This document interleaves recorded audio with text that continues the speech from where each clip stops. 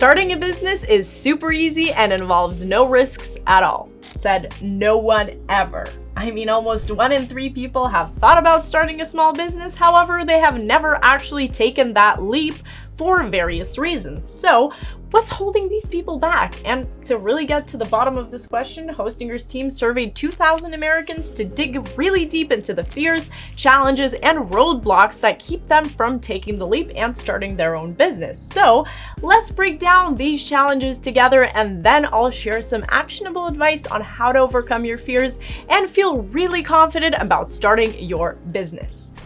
So if we take a look at the results of our survey, the biggest fear is a pretty obvious one, which is financial risks. And it is a huge worry for both current and aspiring entrepreneurs. And according to our survey results, over 32% of respondents feel that they don't have enough funds to even get started with their business. And over half, exactly 56.18%, are really scared of losing money or going into debt. And I mean, it's really easy to see why the risks might feel too big compared to the potential rewards if you don't have a safety net made of money. Well, the second biggest concern also ties closely to finances, the fear of not attracting enough customers or clients. I mean, after all, if no one is interested in your services or products, that means real big trouble. On top of that, understanding legal and tax requirements adds another layer of stress. And I mean, navigating all the rules and regulations can feel really overwhelming, and the fear of making costly mistakes like fines or compliance issues often stops people from actually taking that leap and starting their business. But another really big reason that I want to highlight here, which by the way holds back over 30% of people, is the lack of skill and knowledge. And as a beginner, you'll probably be a one-person team or just have a small team on your side to help you out, so it makes sense to want to learn how to do everything yourself to save some money. But let's be real here, that it can get really demanding. The skills people have said they struggle with most are building and managing websites, using e-commerce tools and platforms, coding and programming, and graphic design.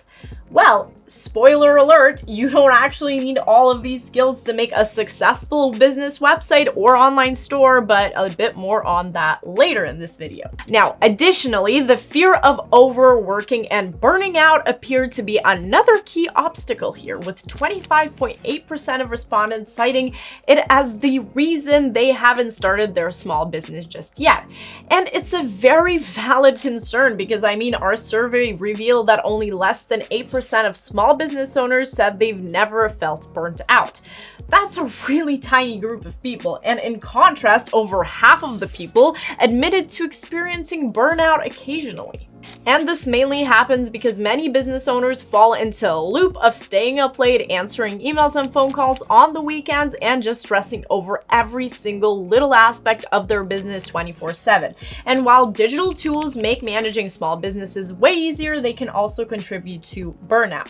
And with 68% of small business owners relying primarily on their smartphones, disconnecting completely from work feels nearly impossible, leaving them constantly on. So, I mean, while owning a business gives you freedom and many opportunities without a set schedule, maintaining a healthy work-life balance is no piece of cake here. Another obstacle worth mentioning is something we all feel when starting something new, which is self-doubt and imposter syndrome, which is a sense of basically doubting our own skills, talents, or accomplishments. In fact, nearly 20% of respondents said that self-doubt and imposter syndrome outweighed their confidence in their ability to succeed as entrepreneurs. And it's a bit sad to hear, if I'm being honest, but I can 100% relate to this feeling because it's scary, and I feel like most people experience it. But despite all of these fears, plenty of people still take that first step and start their own businesses. However, keeping the business going is much harder than actually starting it. And our research found that 30.51% of Americans who had a small business ended up deciding to stop it. For nearly 1 in 5 people, the reason boiled down to this: Bouncing back from setbacks like surprise expenses, supply chain hiccups, or product flops was just too much. And let's be totally real here. When you're just starting out, those curveballs can really feel like a total knockout. Now, another 13% said they stopped because they just lost confidence, showing just how tough running a business can be on your mindset. And over 10% said they didn't have the skills or knowledge they needed to keep going. Now, these findings show that not being fully prepared or lacking the right know-how doesn't just stop people from starting, it's also one of the reasons they decide to quit. But listen, I mean, these fears and challenges don't have to be a deal breaker. To give you a little inspirational story here, Howard Schultz, former CEO of Starbucks, which we all know and love, was rejected by 217 investors when trying to pitch the Starbucks idea before finding someone to actually back up his vision. And even once he acquired Starbucks, the company really struggled financially for years until it finally became this massive thing we know today. So basically, moral of the story, do not get discouraged. And now that we've identified the biggest fears and challenges, we can start figuring out how to actually tackle them. Now, looking at these research results, we can say that there are three main categories of fears, which is lack of knowledge and understanding, finances, and psychological and personal factors. So let's begin with lack of knowledge and understanding. So the best way to really ease the stress of not knowing everything is to prepare as much as you can to start small. Whether it's print-on-demand shop, handmade goods, or a service-based business, focus on one niche and keep your product or service list simple. Once you've got that down, you can grow from there and grow further. And instead of aiming for a massive audience, start with your local community or use online platforms to connect with specific groups. Also, to feel more confident and avoid surprises along the way, I highly recommend creating a business plan before you dive in. It's basically like a roadmap to guide you through the journey and keep you focused at the same time.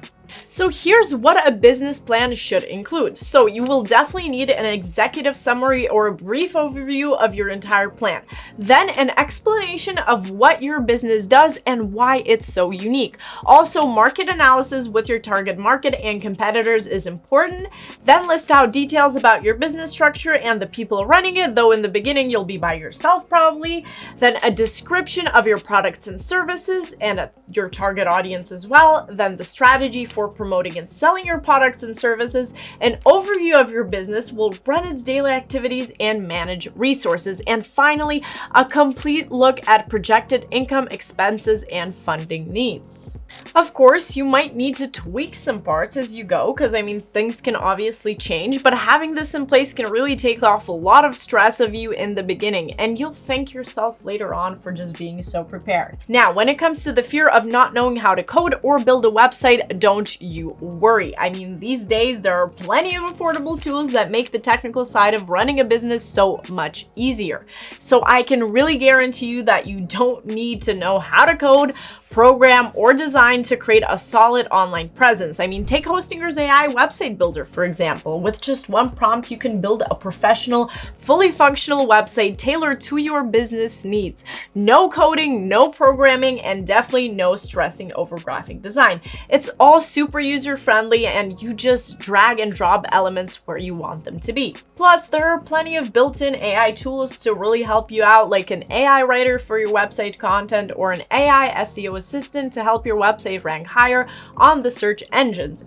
And if you're thinking of starting an online store, don't worry once again, because e-commerce features are already included and managing everything is really straightforward. And I mean, I can keep talking about it, but it's honestly better if you just try it yourselves. And the cool part is now you can do it for absolutely free. Just click the link for the website builder's free trial in the description to see how it works. And from creating your site to editing it, it's super simple. The only catch is you'll need a hosting plan if you want to publish it. So if you want to fully commit, you can head to the first link in the description and use our code START10 for an extra 10% off. I also recommend checking out this video where it gives you a detailed walkthrough of how to use this tool, so check it out. Now the link will be added into the description as well. But Enough about that. Now let's shift our focus to finances. Sure, it would be awesome if you had an endless savings budget to feel totally secure, but even if you don't have a big chunk saved up, you can still get started very easily. One option is applying for small business grants, which are one-time sums of money given to businesses that meet specific criteria, often with no repayment required even. And you can check out grants.gov, which is a government website with a huge list of available grants for businesses from all kinds of industries, and there are thousands of grants you can apply for with opportunities for all sorts of businesses. Now, another option is microloans. For example, the SBAS or US Small Business Administration microloan program offers up to $50,000 for new businesses, with the average loan being about $13,000, and you can pay back over 6 years, and interest rates range from 8% to 13%, which is, pretty good. Also, make sure to think about crowdfunding as well. I know it might feel a little bit awkward to ask others for help, but trust me, lots of people do it and it can be a total game changers. And platforms like GoFundMe, Kickstarters, or Indiegogo let you raise small amounts of money from a large group of people to really help get your idea rolling. And lastly, let's talk about the psychological stuff like self-doubt or fear or overworking. And in my opinion, the more you learn and gain experience, the more confident you'll feel. So keep learning about running a business as you go, but instead of trying to figure everything out on your own, you can try working with a mentor. Now, mentors can guide you and give you advice on everything, basically, from planning and marketing to finance, HR, and many other things. And they can also be a great source of motivation and help you avoid burnout. And again, there are many free options for you to explore. For example, Digital Boost, a community where you can get a one-on-one business advice mentoring from experts completely for free. Or there's also Start Small, Think Big, an organization that offers no-cost consulting for marketing, legal stuff, and finances. They even have webinars and virtual events to help you build your skills up. And if you're in the US, check out Small Business Development Centers. They are backed by the SBA and offer free training and advice. Plus, they're really great at connecting you to other resources as well. And you can look it up on their page to find the one closest to you. Oh, and almost forgot, of course, keep an eye out for free webinars and seminars on there as well. Not only can you pick up new tips, but you might also make some useful connections along the way. And now finally, guys, there's no sugarcoating that starting a business is scary, and it will be scary. It's going to be hard. There will be risks, and things just might not go the way you wanted them to or hoped to, but just hear me out. It's still worth trying. You don't have to dive in headfirst without a plan, but if you think it through, map out your steps, and give it your best shot, you can handle all those challenges. It's not about guaranteeing success. It's about giving yourself a chance to create something you're really proud of. And hey, maybe it won't last forever. Maybe it'll even fail, or you'll decide it's just not for you. But what if it works? What if you wake up every single day doing something you actually care about instead of grinding away at a job that doesn't excite you? I know I might sound overly optimistic or a little too motivational right now, but I genuinely do believe this. It's better to try and see where it takes you than to sit back and always wonder what if. And as one of my favorite quotes go, just do it. Yep, it's just a Nike slogan, but it's on point here. And now I know that we got quite a lot of data from this survey, but I still want to ask you guys, have any of you started a business? If so, how's it going and what advice can you share with us? Or maybe talk about what's stopping you from starting your own business. Just let us know down below in the comments. We would love to hear it. And if you ever need any technical guidance for your website or tips to build your online presence, you know where to find us. Just make sure to subscribe to our channel so you don't miss a thing. Now, thank you so much for watching. And as always, I will see you in the next one.